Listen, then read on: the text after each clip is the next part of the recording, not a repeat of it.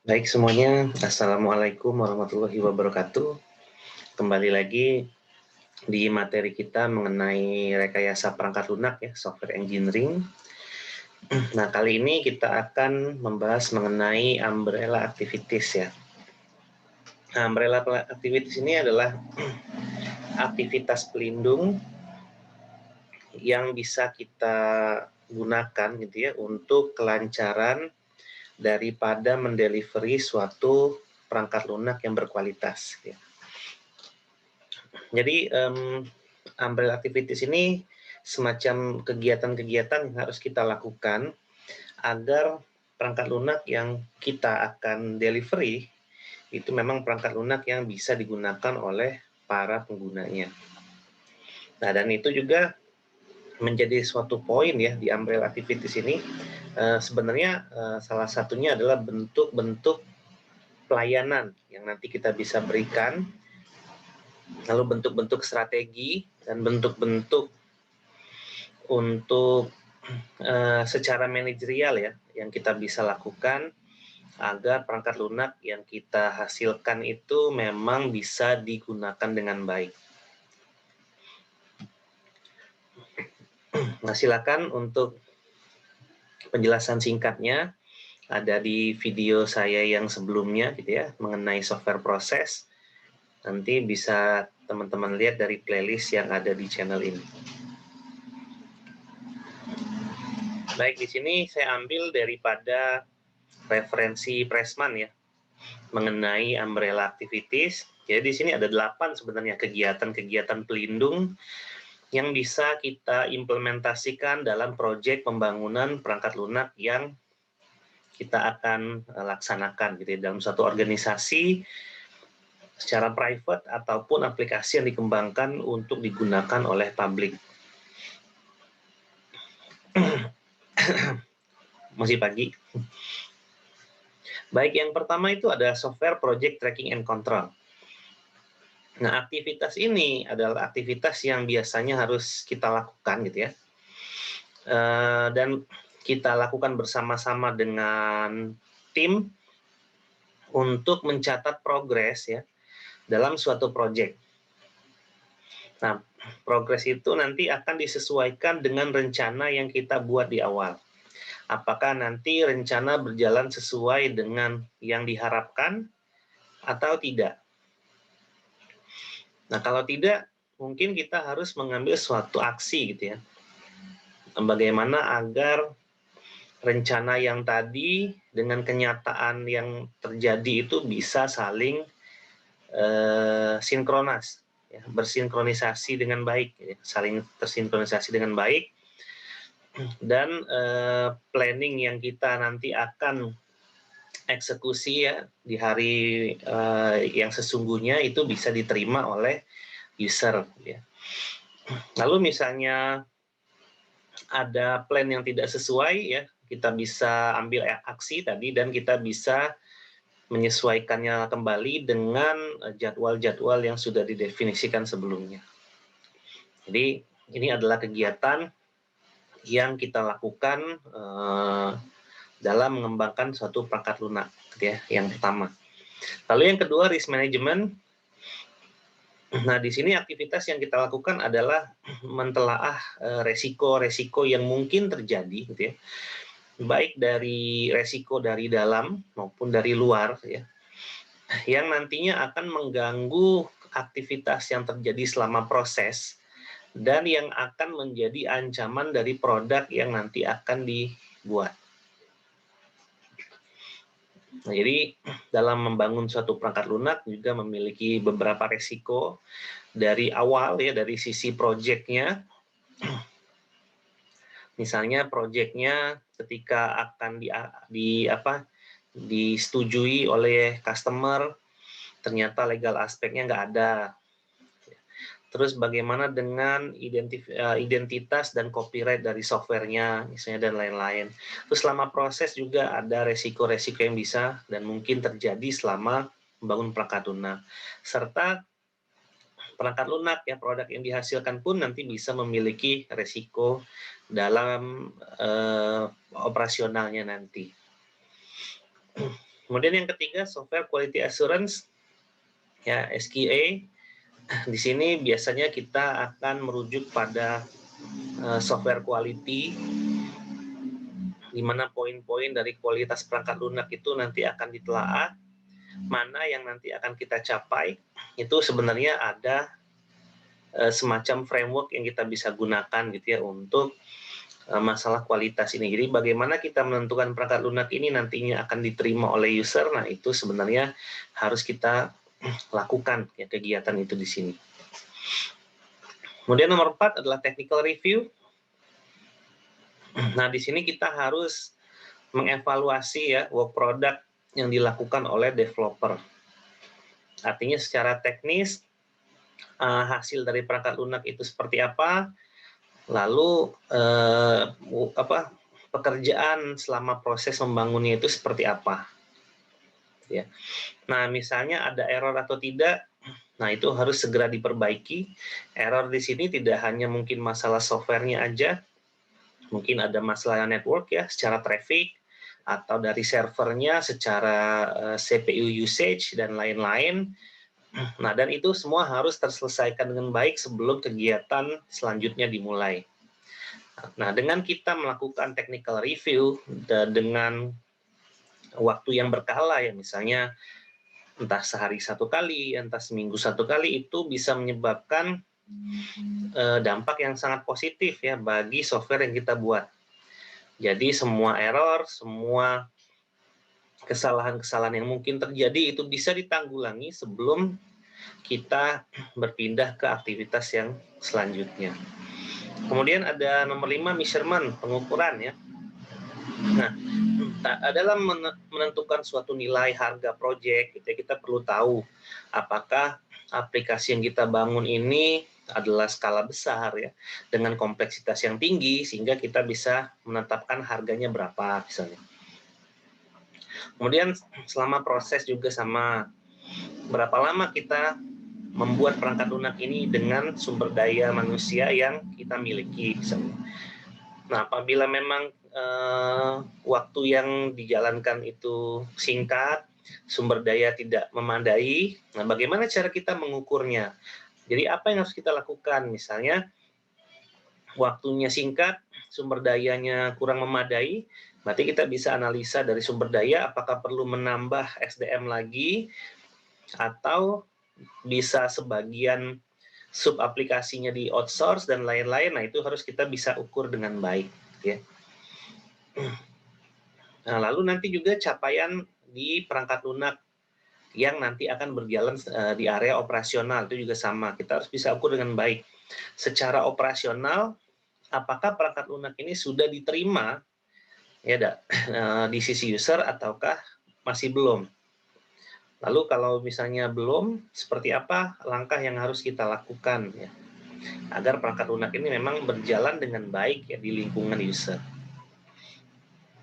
Kemudian nomor 6 ada software configuration management. Di sini yang kita lakukan adalah mengelola efek daripada permintaan perubahan ya. Jadi artinya di tengah jalan pun bisa jadi selama software lagi dibuat atau sudah selesai dibuat ada permintaan untuk mengubah fungsi gitu ya. Mungkin diubah secara output, mungkin diubah secara experience penggunaan gitu ya, maupun diubah dari sisi apapun lah secara visual dan lain-lain gitu ya. Jadi di situ kita bisa kelola seperti apa kita menyetujui perubahan itu, dan mungkin ada pula perubahan yang mungkin bisa tidak kita akomodasikan, tidak kita akomodir maksudnya. Kemudian yang ketujuh, reusability management. Jadi kalau tadi hasil yang dibuat oleh programmer ya, work product-nya bisa kita evaluasi apakah dia bisa direuse atau tidak. Nah, yang bisa direuse apa saja? Macam-macam ya. Ya, jadi dari komponen-komponen perangkat lunak yang bisa direuse macam-macam. Mungkin fungsinya bisa dipakai lagi, mungkin modulnya bisa dipakai lagi untuk proyek yang lain. Kemudian subsistemnya mungkin bisa digunakan untuk proyek yang lain. Ya. Terus komponen mana saja yang mungkin bisa digunakan ulang di proyek yang sama atau di proyek yang berbeda. Ya, jadi misalnya ingin membuat suatu prototipe produk ya secara white label, kalau dalam istilahnya white label itu artinya semua fungsi sudah jalan, tinggal dilabelkan saja ini mau dipakai di company mana. Nah, kira-kira gitulah ya. Nah, misalnya sistem e-learning gitu ya yang dipakai. Kita buat secara white label, semua fungsinya ada, mulai dari upload video, menjawab soal, ya, menilai aktivitas dan lain-lain itu ada. Nah, nanti organisasi mana yang mau yang mau menggunakannya, kita tinggal kasih logo dan lain-lain. Karena sejatinya kalau misalnya pun ada proyek yang tingkat reusability-nya tinggi, ya itu sebenarnya dari sisi proses dapat menghemat waktu untuk proyek-proyek yang serupa. Lalu yang terakhir, work product preparation and production.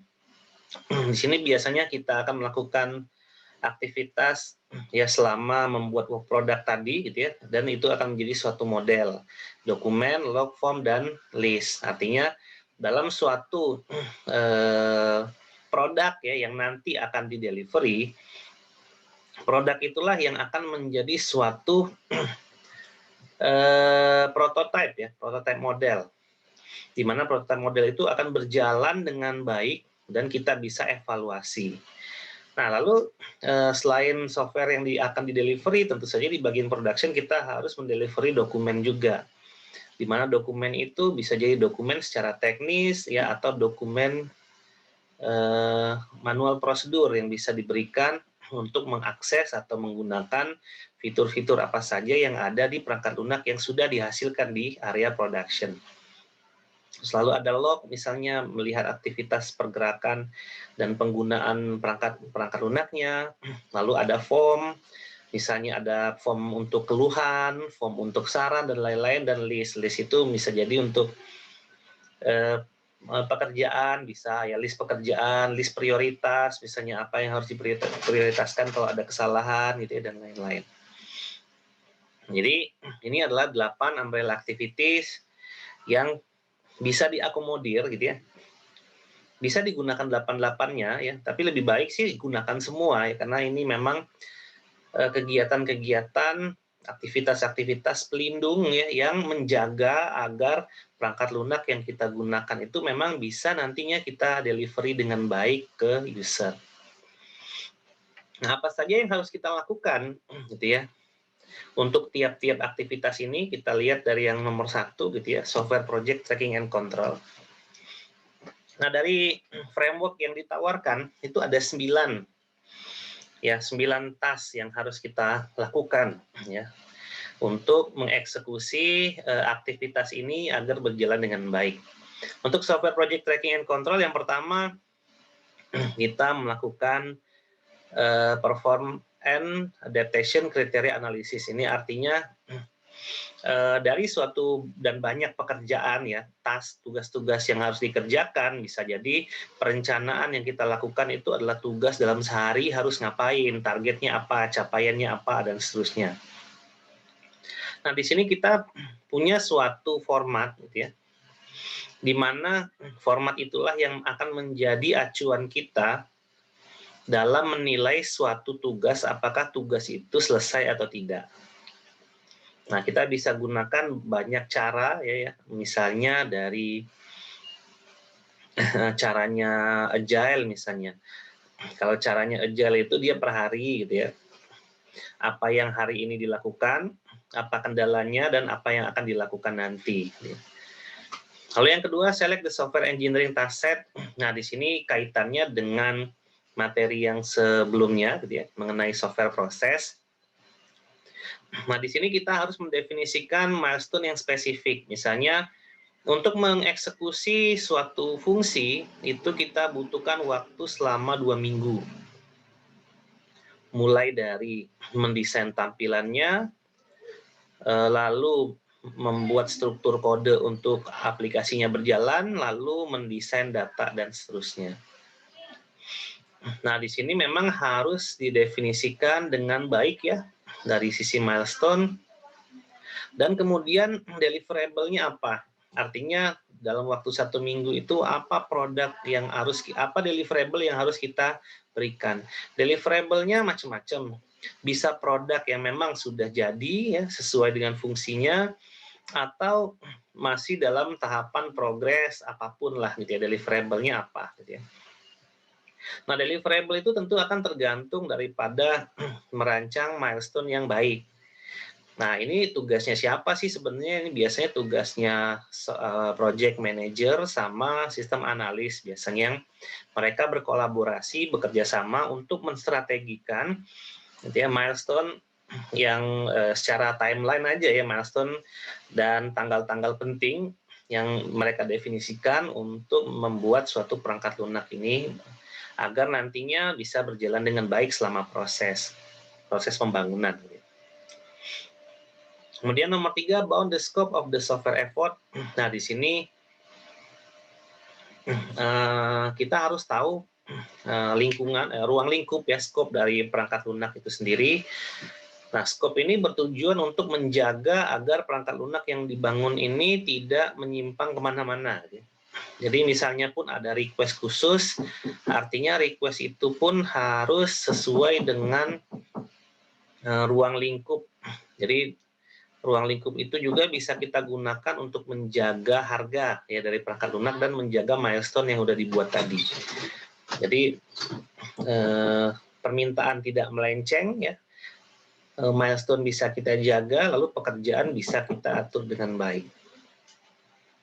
Lalu yang keempat, decompose product functionality. Ini kita lakukan dekomposisi ya dari perangkat lunak yang dibangun, artinya perangkat lunak itu nantinya yang akan dibangun itu memiliki fungsi apa saja. Nah, fungsi yang kita definisikan biasanya itu adalah fungsi-fungsi utama. Ya, jadi jangan dilihat secara teknis, namun dilihat dari sisi operasional. Misalnya nih, fungsi kita mau bikin aplikasi e-learning. Fungsi dari e-learning yang kita akan buat itu adalah bagaimana caranya agar dosen dan mahasiswa itu bisa bekerja sama dan berkolaborasi untuk menyelesaikan suatu ujian akhir semester misalnya. Nah, artinya softwarenya nanti ya ditargetkan bisa menyelesaikan ujian akhir semester. Ya. Nah, nanti kita lihat dari mana? Kita lihat dari kepuasan pengguna. Apakah fitur yang ada, ya kalau kita ngomongin fitur itu terkait fungsinya berjalan lancar, penggunaannya mudah, gitu ya, dan lain-lain, gitu ya. Nah, apakah fitur yang tadi disebutkan bisa berjalan dengan baik atau tidak? Nah, apabila tidak berjalan dengan baik, kita harus ngapain? Mungkin kita harus melakukan hal teknis yang lain, gitu ya, atau melakukan pelayanan yang berbeda, gitu ya. Nah, karena target kita adalah operasional sebenarnya, bukan teknis mana yang harus dikerjakan. Ya, targetnya itu nanti adalah operasional. Makanya nanti major function kita definisikan dan itu akan menjadi target kita dari tujuan pembangunan perangkat lunak ini. Kemudian kita melakukan estimasi daripada ukuran ya, estimate the size of each product function. Di situ kita pakai bisa function point ya, teknik ukurnya, atau LOC. LOC itu line of code, misalnya panjang kode ya, atau banyaknya baris dari eksekusi fungsi. Nah, kita bisa ukur ya. Nah, di sini mengukur itu macam-macam sih caranya. Bisa mungkin suatu fungsi kita kasih ukuran, kita kasih poin misalnya. Untuk fungsi yang memang memerlukan atensi khusus, kita kasih poin atau prioritas tinggi misalnya. Untuk fungsi-fungsi standar seperti CRUD itu ya kita bisa masukkan ke prioritas rendah. Lalu kita ukur mana yang harus dikerjakan duluan, mana yang mungkin bisa dikerjakan nanti. Gitu ya. Lalu mana yang saling terkait antara yang mungkin prioritas tinggi yang satu terkait dengan prioritas tinggi yang lain. Atau prioritas rendah yang satu ternyata terkait di prioritas tinggi yang lain, dan seterusnya. Nah, jadi kita harus bisa mengestimasikan ukuran dari product function yang kita dekomposisikan tadi.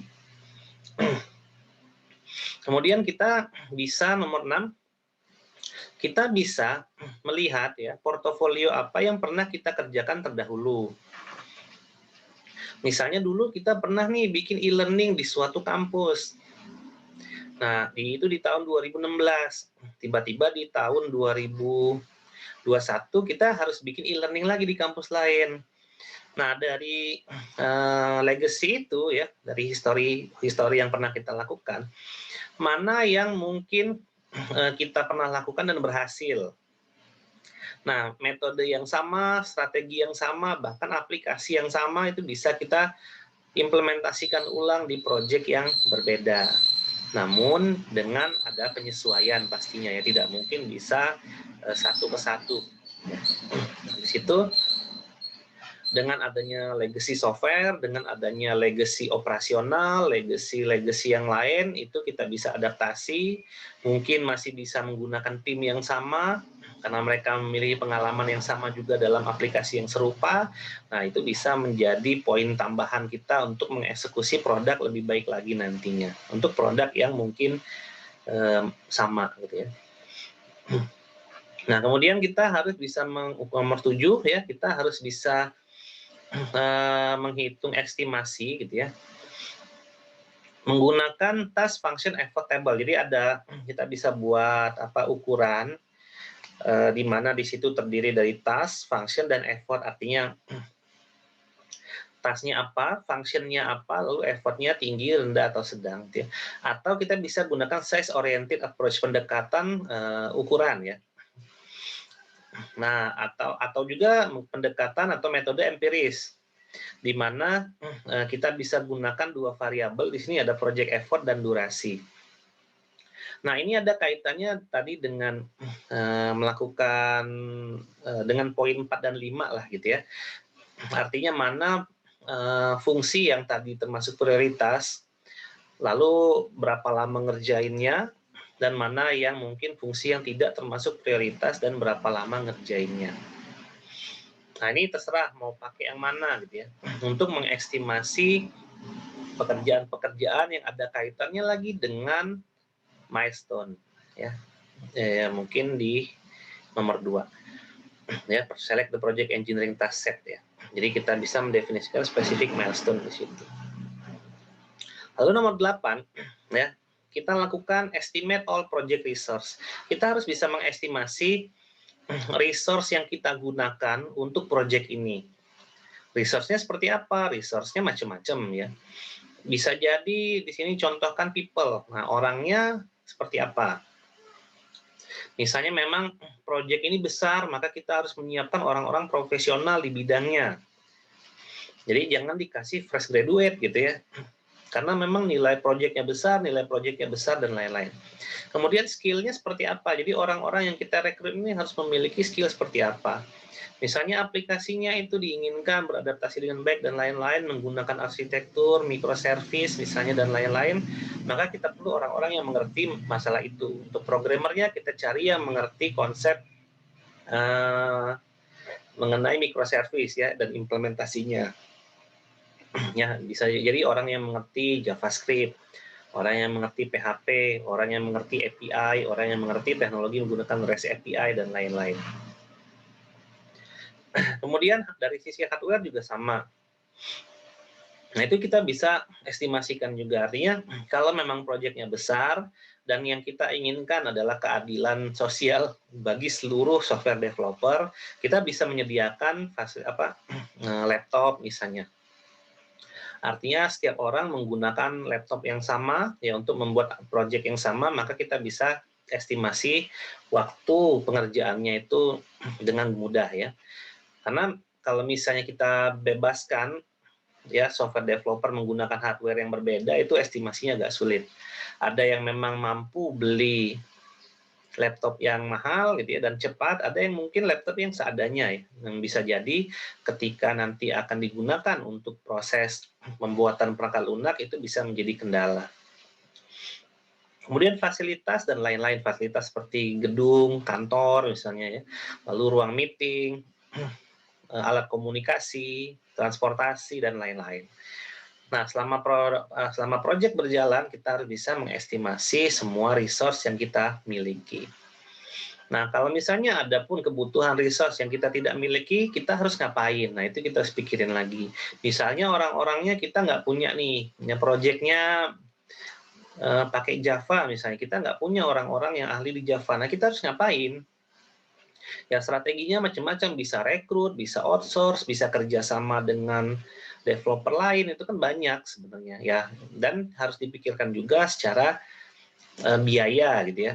Apakah biaya project yang kita handle itu bisa worth it ya untuk menghandle semua resource yang kita akan sediakan. Lalu yang terakhir itu kita bisa mendevelop a detailed product schedule, artinya untuk menjaga keamanan dan kelancaran selama proses pembangunan perangkat lunak, itu memang dibutuhkan detail project schedule, artinya kegiatan-kegiatan yang akan dilakukan ya, itu perlu kita definisikan dengan detail. Kegiatannya apa aja? Nah, macam-macam ya. Misalnya kita bisa bikin kegiatannya itu selama per hari, selama per minggu, dan seterusnya sesuai dengan software proses yang kita gunakan. Ya. Nah, macam-macam tuh ya. Mau pakai apa nanti ngukurnya itu macam-macam. Ngukur performansinya itu bisa macam-macam caranya. Cuman detailnya harus ada. Yang paling sering itu adalah ya detail schedule-nya itu per hari ya. Jadi hari ini ngapain, besok ngapain lagi, sehingga target 1 minggu itu harus tercapai apa. Nah, itu kita bisa lihat dari materi yang sebelumnya ya, ada software development process, framework, ada task set, ada task product, ada proses, dan lain-lain. Nah, itu bisa kita jadikan acuan untuk membuat suatu project schedule yang detail. Nah, jadi ini adalah 9 kerjaan ya, 9 task yang bisa kita lakukan untuk mensukseskan aktivitas yang pertama, yaitu software project tracking and control. Lalu yang kedua adalah risk management ya. Apa saja yang harus kita lakukan gitu ya dalam risk management, itu ada 7. Ya, resiko yang pertama harus kita pikirkan adalah kita harus mendefinisikan resiko project dan resiko teknologi. Artinya dalam project yang akan berlangsung nanti, apa saja resiko yang mungkin terjadi. Resiko yang paling parah adalah terputusnya kontrak ya antara kita dengan klien, itu resiko terburuknya. Nah, resiko yang lain apa? Macam-macam, ada resiko komplain, keluhan, resiko softwarenya tidak terdelivery dengan baik, resiko target tidak tercapai, dan lain-lain.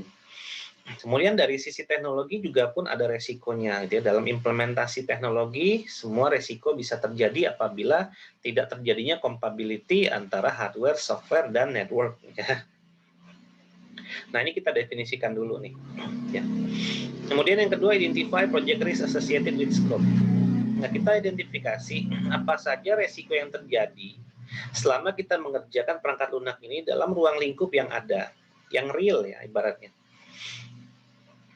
Apa aja tuh? Misalnya kemungkinan programmernya bisa sakit gitu ya. Terus kita mungkin saja nanti user bisa meminta request yang macam-macam gitu ya, yang mungkin nanti akan di luar dari scope yang kita definisikan. Kemudian yang ketiga, estimate the probability of occurrence for task risk. Nah, di sini kemungkinan resiko itu bisa terjadi dalam setiap kegiatan yang kita lakukan, itu kita definisikan. Misalnya tadi kita membuat plan per hari, itu targetnya apa, capaiannya apa, lalu kendalanya apa misalnya. Nah, kendala-kendala yang mungkin terjadi itu kita bisa anggap itu sebagai suatu resiko. Namun kita bisa ukur seberapa persentase resiko itu bisa terjadi ya dalam suatu kegiatan. Nah, kita bisa ukur. Kemudian nomor 4, estimate the project impact of each risk, should it occur or not, gitu ya.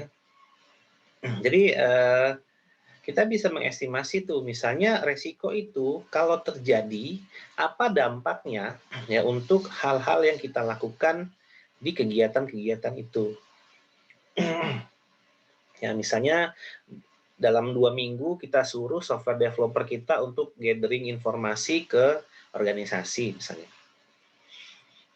Nah, dalam 2 minggu itu kan kita estimasikan dengan asumsi-asumsi tentunya.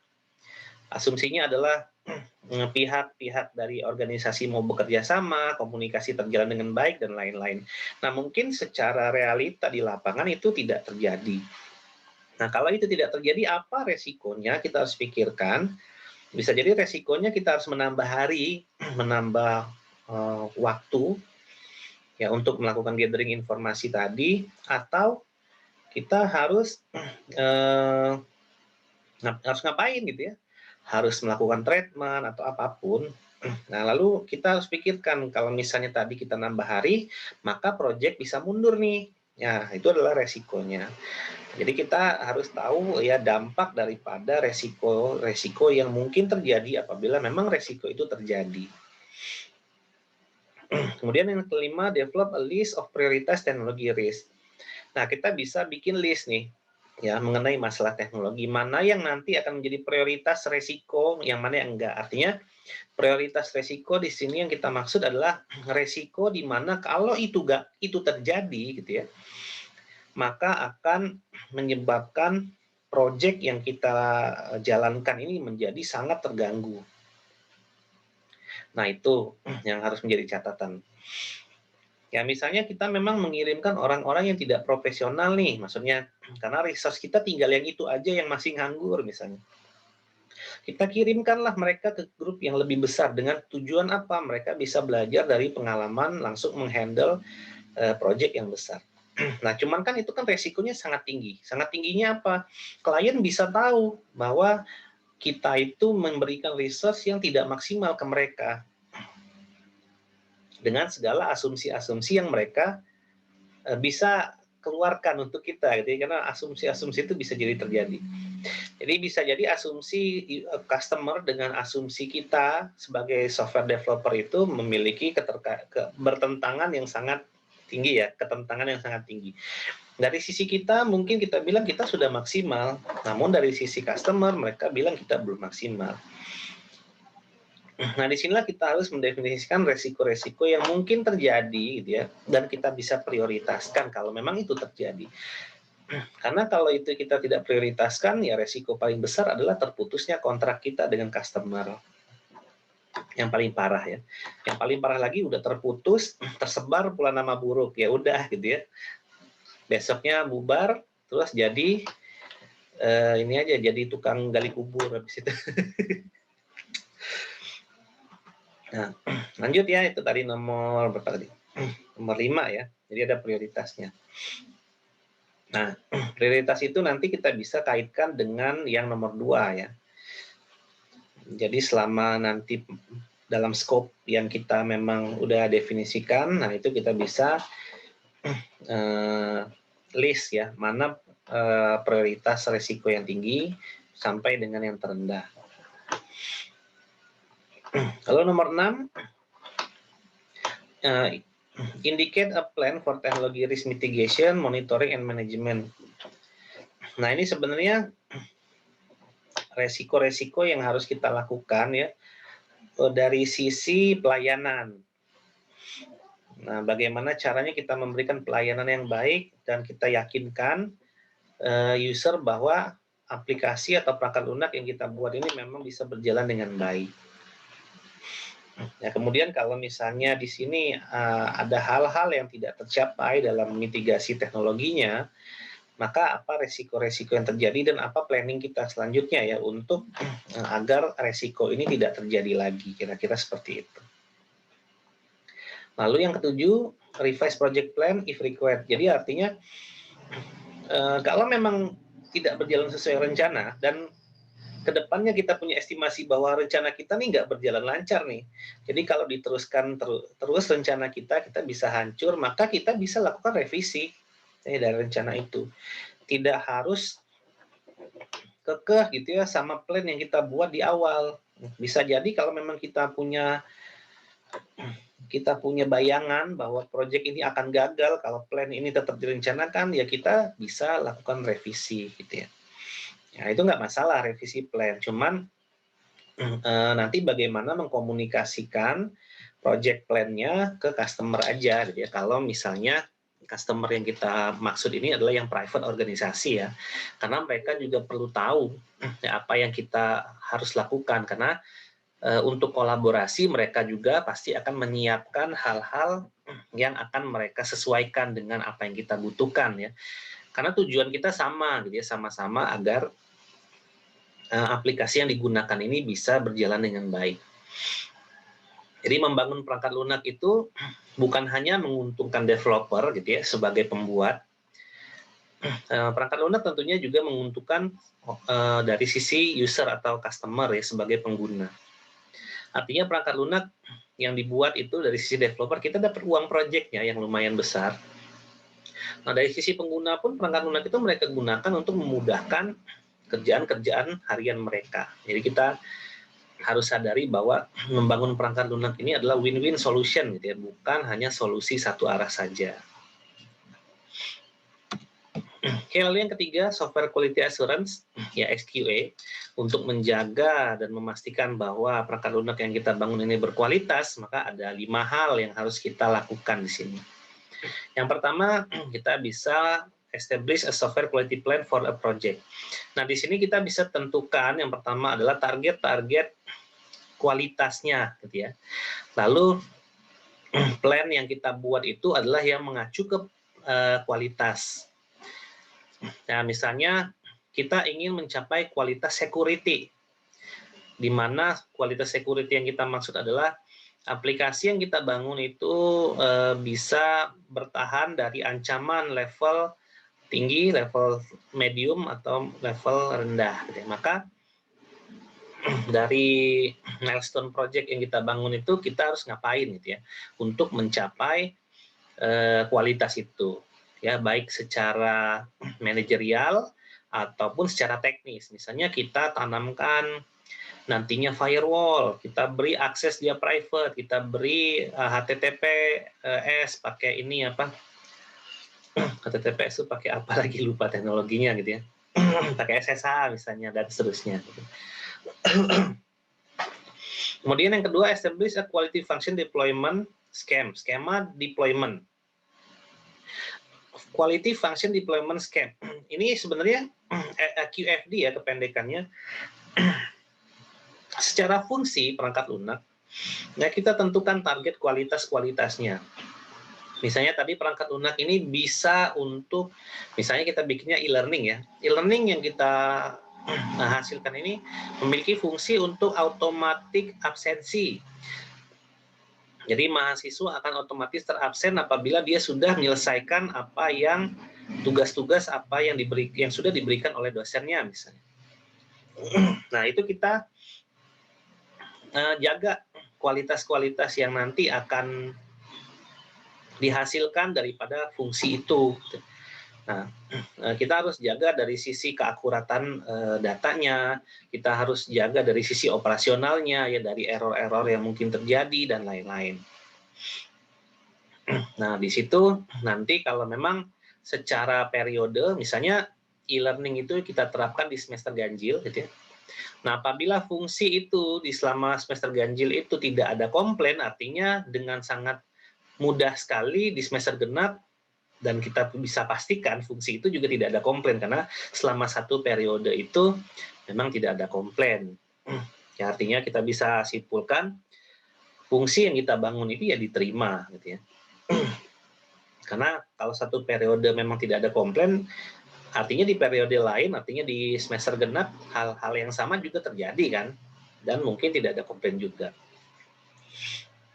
Biasanya jarang sih komplain aplikasi itu tidak berjalan fungsinya, itu jarang. Yang kebanyakan itu ya tiba-tiba service unavailable, ya kemampuan hardware biasanya itu yang sering, atau jadi forbidden access 403 gitu ya, atau login error, session error, itu yang sering terjadi sih biasanya apabila memang fungsinya sudah di-develop dengan baik. Nah, lalu yang ketiga, kita harus menciptakan atau membuat kriteria untuk validasi. Nah, artinya kriteria validasi di sini maksudnya adalah bagaimana dari sisi kualitas software yang kita buat itu bisa diterima. Dan kapan atau dalam kondisi apa software yang kita bangun tadi akhirnya harus dimodifikasi. Nah, kita harus mendefinisikan kriteria-kriteria apa saja yang harus ada gitu ya. Misalnya agar fungsi ini diterima dan berjalan lancar, maka kita definisikan yang pertama, 80% mahasiswa harus bisa akses, harus 80% feedback adalah puas menggunakan fungsi ini dari mahasiswa dan dosen misalnya. Lalu yang kedua, traffic selama menjalankan fungsi ini masih di dalam batas wajar. Artinya, ketiga, pelayanan yang diberikan dalam hal ini sebagai ticketing komplain misalnya, itu semakin berkurang trennya dari hari ke hari, dan seterusnya. Nah, kita definisikan tuh, gitu ya, sebagai bentuk validasi dari perangkat lunak yang nantinya akan kita operasikan atau yang nanti akan kita modifikasi. Kalaupun nanti akan dimodifikasi, itu kita definisikan juga kriterianya. Kenapa suatu fungsi ini perlu dimodifikasi? Ya mungkin kebalikan dari yang tadi, apabila kepuasannya tidak sampai 80%, ya apabila ternyata CPU dan network usage-nya meningkat, karena kesalahan coding itu bisa membuat CPU usage dan network itu menjadi tinggi gitu ya, dan kita bisa optimalkan. Lalu keempat, conduct viewers and other SQL activities as defined in task 2. Nah, di task 2 tadi, ketika kita mendefinisikan quality function development, gitu ya, nah kita harus tahu juga siapa yang nanti akan melakukan evaluasi di situ, gitu ya. Dan software quality assurance apa yang ingin kita capai tadinya di setiap fungsi-fungsi yang ada. Lalu yang kelima adalah kita melakukan audit ya dari sekumpulan software proses yang dilakukan dan termasuk produk yang nantinya jadi gitu ya. Nah, di sini kita bisa menggunakan banyak framework sih, misalnya ada Cobit gitu ya untuk mengaudit, ada ITIL ya dan lain-lain ya. Bagaimana teknologi ini memang bisa diadaptasi dan bisa digunakan oleh organisasi. Kita bisa lakukan pakai framework ya. Kalau ada framework kan kita nggak usah mikir gitu ya. Biar framework yang mikir, kita tinggal eksekusi apa yang diminta dari framework itu aja. Gitu ya. Itulah gunanya menggunakan framework. Udah masih banyak ya, ini baru 3 ya. Oke, lanjut lagi. Lalu yang keempat adalah technical review. Nah, technical review tadi sudah saya jelaskan bahwa ada hal-hal teknis yang harus diperhatikan selama proses pembangunan perangkat lunak. Yang ada kaitannya dengan teknis. Bisa jadi coding, bisa jadi implementasi apapun yang ada di dalamnya. Nah, ada 4 hal yang bisa kita lakukan ya dalam technical review. Yang pertama, establish a review strategy before completing the project plan. Nah, di sini kalau kita melakukan suatu membangun rencana tadi ya, dalam membangun milestone dalam proses pembangunan perangkat lunak nanti, nah kita harus bisa review strategi-strategi itu gitu ya. Review di sini maksudnya adalah apakah strategi yang kita gunakan ini memang tepat untuk kondisi yang ada secara nyata atau tidak. Ya, sebelum kita nanti akan setujui bahwa plan inilah yang akan kita gunakan nantinya.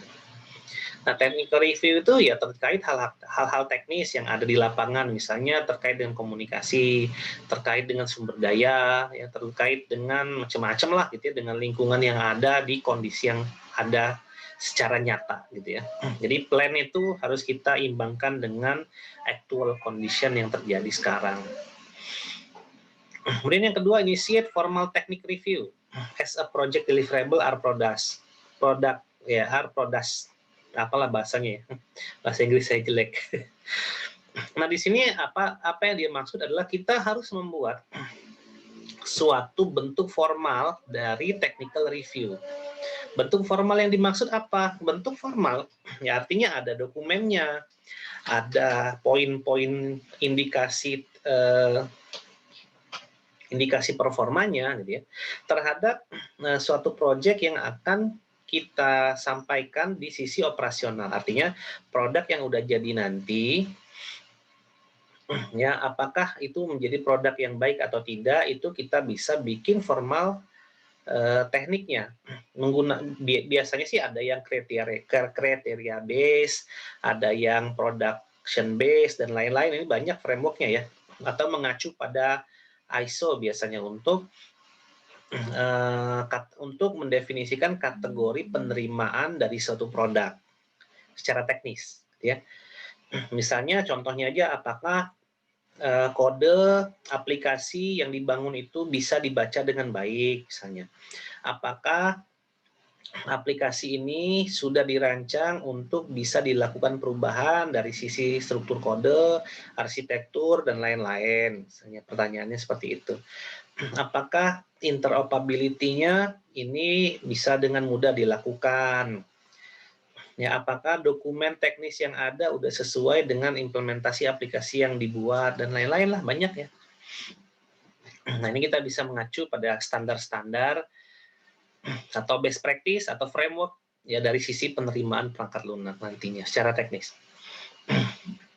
Kemudian kita juga bisa menggunakan teknik formal ya, formal technical review untuk melakukan perubahan-perubahan, bukan perubahan apa, untuk menanggulangi kesalahan-kesalahan yang terjadi ya ketika perangkat lunak ini sudah digunakan. Nah, jadi misalnya ada error-error yang terjadi itu kita bisa bikinkan semacam FAQ misalnya. Kalau errornya seperti ini, langkahnya apa ya, dan seterusnya. Nah, apabila memang error itu sering terjadi, maka mungkin harus kita apain gitu ya aplikasinya itu. Dari sisi apanya sih yang salah? Nah, itu kita bisa harus lakukan dalam bentuk formal ya. Artinya tadi ada formulirnya ya secara resmi, ada poin-poinnya dan seterusnya. Ini kita juga sama seperti poin nomor 2, kita bisa gunakan standar-standar framework yang ada gitu ya di dalam di dalam melakukan technical review untuk poin nomor 3 ini. Kemudian yang keempat, evaluate review result on a regular basis. Artinya hasil-hasil yang tadi kita bisa evaluasi dan itu menjadi acuan kita nantinya ya apabila nanti ketemu hal-hal yang serupa selama proses pembangunan perangkat lunak. Masih panjang, lanjut. Kemudian yang ke berapa sih measurement ini? Ya, yang selanjutnya. Measurement ini seperti yang saya jelaskan tadi, kita harus bisa mengukur tiap-tiap halnya gitu ya, dari sisi project, proses, dan produk. Nah, di sini apa yang kita bisa lakukan? Yang pertama itu adalah kita definisikan ya project, product, and process metric yang bisa kita manfaatin nantinya. Untuk mengukur nilai project, kita ngukurnya pakai apa misalnya? Kita ngukurnya pakai apa? Macam-macam. Kita ngukur dari sisi fungsinya memang ribet, teknologi yang ingin diimplementasikan adalah baru, terus dan lain-lain, nah kita bisa ukur. Kemudian dari sisi prosesnya, kita bisa ukur. Kita menggunakan software development life cycle apa, misalnya kita pakai agile kah, kita pakai prototype kah, dan lain-lain. Nah, nanti kita terapkan perhitungan-perhitungannya secara heuristik, pendekatan. Ya. Nah, cuman heuristik ini bukan pendekatan perasaan ya. Wah, saya rasa memang ini kami sudah kerjakan dengan baik, tapi tidak ada fakta. Artinya fakta itu adalah pekerjaan dilakukan dengan baik itu kan harus didukung dengan fakta-fakta pendukung. Misalnya kita mengklaim bahwa apa yang kita lakukan itu sudah benar, itu misalnya dilihat dari sisi antara yang kita rencanakan dengan yang terjadi itu berjalan lancar misalnya. Antara komplain dan keluhan serta penanggulangan itu kalau dikurangkan itu 0 per harinya dan seterusnya, itu menjadi bukti fakta ya yang bisa diukur apabila kita memiliki klaim yang tadi ya bahwa kita sudah bekerja dengan benar. Jadi jangan pakai perasaan ya, harus ada yang bisa diukur. Kemudian kita harus bisa menganalisa dari metrik-metrik yang kita gunakan tadi ya. Kita bisa menganalisa seberapa baik performance daripada project, proses, dan produk tadi ya sehingga itu bisa direview dan bisa menjadi strategi berkelanjutan nantinya. Ya macam-macam ini ya, caranya macam-macam. Misalnya untuk kita mengukur apakah programmer itu per hari dia menyelesaikan pekerjaannya dengan baik. Yang pertama kita bisa ukur dari sisi jam kerja gitu ya.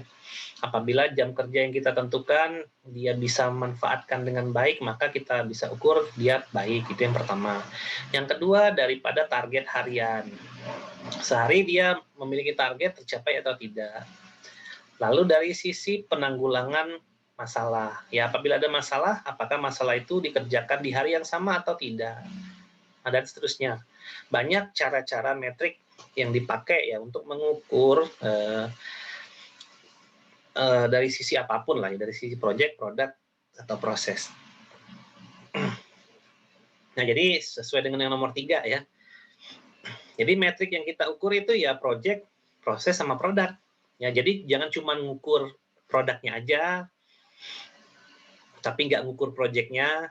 Jangan cuma ngukur prosesnya doang, gitu ya, tapi tidak mengukur produknya dan lain-lain. Artinya ya secara ekstrim ya, secara eksplisit kita bisa bilang bahwa kalau projectnya harganya miliaran, masa iya sih programmernya cuma digaji 3 juta atau 2 juta per bulan? Apalagi programmer yang dipekerjakan itu adalah senior programmer yang punya pengalaman. Nah, kira-kira gitulah ya kasarnya ya. Ya karena kalau hal itu terjadi, ya bahaya juga, ya tidak semangat programmernya. Jadi artinya kenapa kita mengukur itu? Karena kita ingin menghasilkan perangkat lunak yang baik aja, itu intinya. Jadi strategi yang kita akan lakukan adalah strategi-strategi yang terkait dengan bagaimana caranya mendelivery perangkat lunak agar bisa beroperasi dengan baik ya di lingkungan user. Jadi yang keempat ya kita analisa metrik tadi dari sisi project, produk, dan proses, kemudian ada reportnya. Yang kelima. Jadi apapun yang dihasilkan, yang dihitung ya daripada project, produk, dan proses tadi harus kita bisa menghasilkan laporan. Karena laporan itu ya nanti akan menjadi keputusan ya.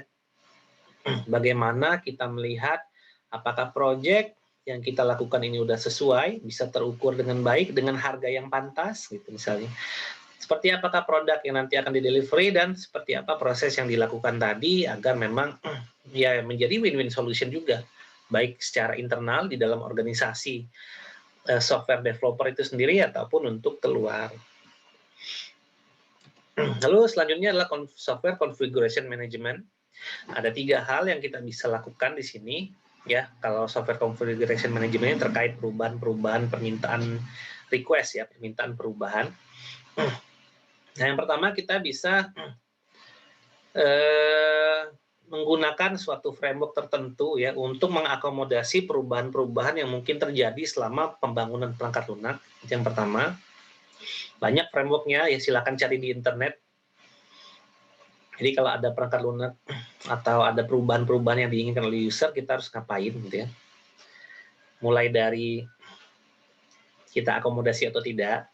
Kalau kita akomodasi, apa rencananya, apa yang akan di-delivery, apa yang nanti akan menjadi perubahan dari sisi project. Ya bisa jadi kalau ada perubahan itu 10% kita batasi perubahan kita handle.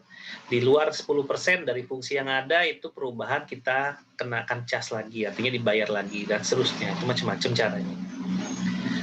Kemudian kita bisa prioritaskan sebenarnya mana perubahan yang memang benar-benar bisa difasilitasi karena sifatnya urgent, mana yang enggak gitu ya. Yang pasti personal, yang pasti jangan membuat software untuk organisasi, tapi hanya mengakomodir kebutuhan personal, jangan gitu ya. Karena software itu kalau kita buat untuk organisasi sejatinya dibuat untuk banyak orang.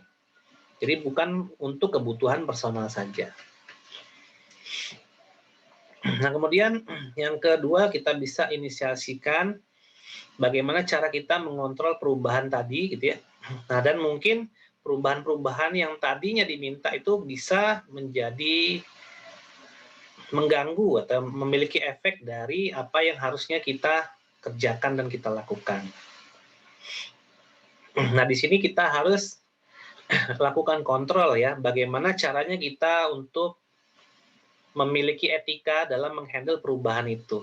Yang pasti kan misalnya ada user nih, tolong dong perbaiki ini karena kok susah ya bla bla bla. Nah, kita jangan langsung oh iya Bu, nanti akan saya kerjakan. Tiba-tiba sejam kemudian permintaan Ibu itu atau Bapak itu dieksekusi gitu ya, nggak gitu ya. Artinya ketika ada perubahan kita harus lihat dulu yang membutuhkan perubahan itu apakah hanya satu orang atau memang melibatkan mayoritas user yang ada. Ya kita bisa lakukan analisis atau kita bisa nunggu aja dari komplain-komplain yang ada. Artinya tidak semua komplain dan perubahan itu harus diakomodasi, enggak gitu ya. Kita lihat dulu mana yang memang sejatinya kita bisa akomodasi dan mana yang enggak.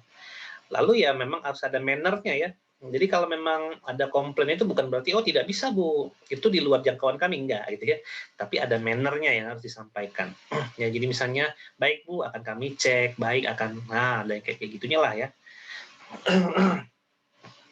Kemudian yang terakhir adalah record and report. Jadi semua hal yang dilakukan ya, kalau ada permintaan perubahan dan lain-lain itu harus kita sampaikan dan kita rekam.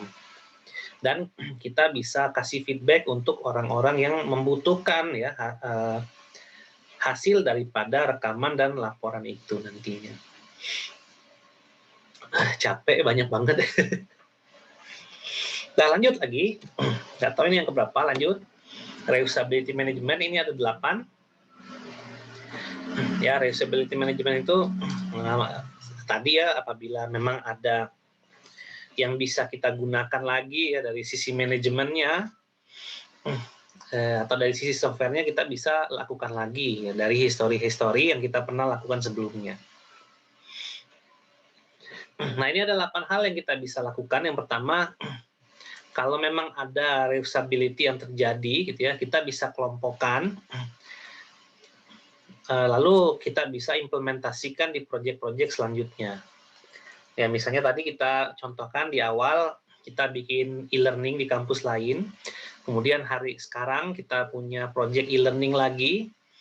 Nah mana mayor kriteria gitu ya yang kita bisa adaptasi satu ke satu dan kita sesuaikan untuk proyek yang sekarang, mana yang mungkin enggak.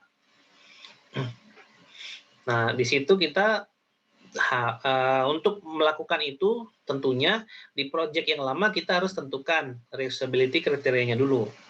Misalnya ada hal yang kita lakukan, mana yang bisa kita implementasikan lagi nantinya, kira-kira gitu. Kemudian yang kedua, kita harus bisa membangun suatu guideline ya untuk membuat komponen-komponen software yang nanti bisa dipakai lagi. Nah, ini sebenarnya ada teknik coding ya, teknik coding di mana memang ada teknik coding standar, ini kaitannya dengan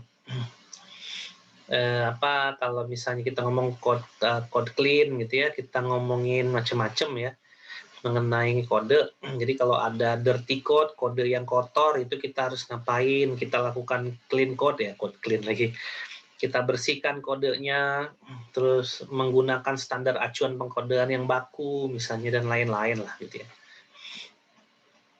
Ya pengacuan kode menggunakan acuan standar kode baku ya biasa misalnya nama variabel harus mencerminkan isi dari variabel, nilai dari variabel yang ditampung.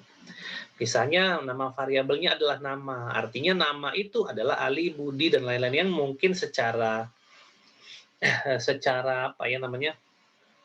Ya secara orang yang melihatnya dia bisa tahu fungsi daripada variabel itu. Gitu.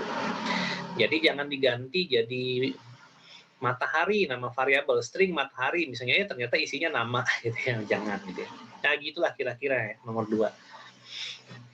Reusability management ini memang banyak hal teknis yang bisa dilakukan. Kemudian yang ketiga, define reuse evaluation point atau REP on the project timeline.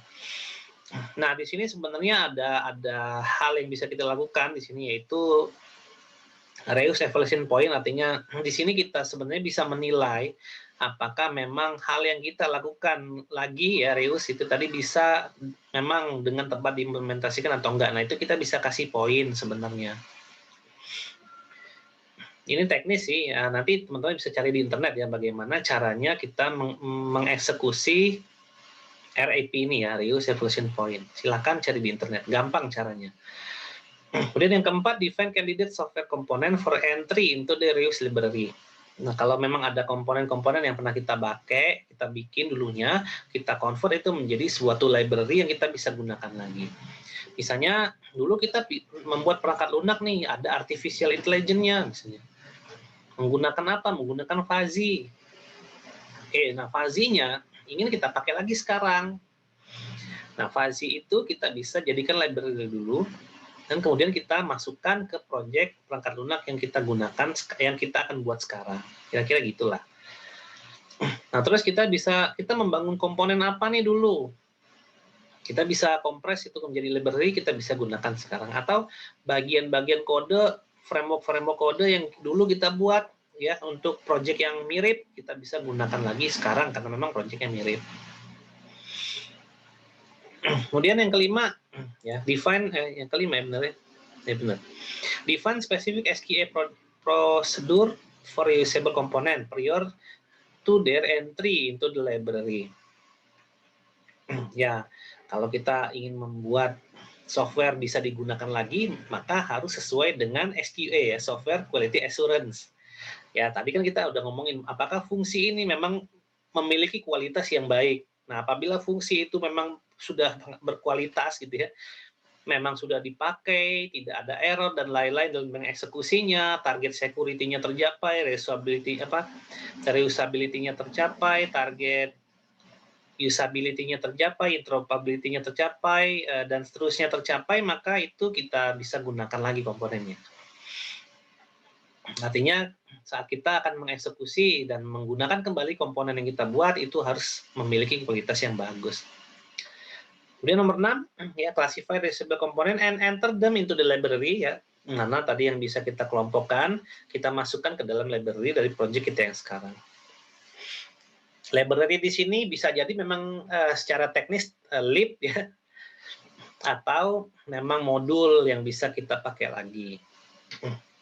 Kemudian yang 7, define specific validation procedure for reusable component subsequent to their extraction from the library. Nah, saat kita menggunakan library ya, artinya kita menggunakan software yang udah jadi sebelumnya dan kita pakai ulang, bukan berarti bisa langsung kita pakai maka berjalan lancar, bukan ya, karena lingkungannya bisa berbeda. Nah, di situ kita harus lakukan validasi lagi. Apakah memang library ini tepat digunakan, bisa digunakan dengan baik di lingkungan yang sekarang atau tidak? Ya, kalau tidak, mungkin kita tidak gunakan library-nya, kita harus bikin ulang. Nah, sebagai contoh, kira-kira gitu. Ya, misalnya dulu kita pernah membuat suatu modul mengenai online streaming, live video misalnya. Nah, itu memang udah bagus tuh dengan lingkungan yang dulu ya, dengan hardware, dengan software, dengan jaringan yang dulu diimplementasikan di project yang kemarin. Nah, saya pakai lagi nih untuk di project yang sekarang, ternyata lemot, nge-lag, dan lain-lain gitu ya. Banyak komplain dari penggunaannya. Ya, artinya mungkin yang dulunya memang bagus di lingkungan yang dulu, ya sekarang jadi kurang. Kita bisa lakukan modifikasi atau kita bisa gunakan library yang lain ya. Kalau kita lakukan modifikasi tentunya harus mencapai kualitas standar dari yang ada sekarang. Lalu yang ke-8, produk reuse status report. Ya, produk-produk yang dulu dipakai, apakah nanti akan bisa dipakai dengan baik lagi di project yang sekarang, itu harus ada reportnya. Karena kalau memang kita memiliki report yang bagus untuk yang dulu-dulu gitu ya, maka mungkin kita bisa gunakan lagi ini di masa yang akan datang. Ya, kalau memang perlu perbaikan, maka kita akan memiliki 2 lib nanti. Untuk fungsi yang sama kita punya 2 lib. Yang pertama untuk existing condition yang dulu, yang kedua untuk existing condition yang sekarang. Nanti yang ketiga kita bisa pilih mana yang akan dipakai atau bahkan dipakai dua-duanya. Itulah kira-kira ya reusability management.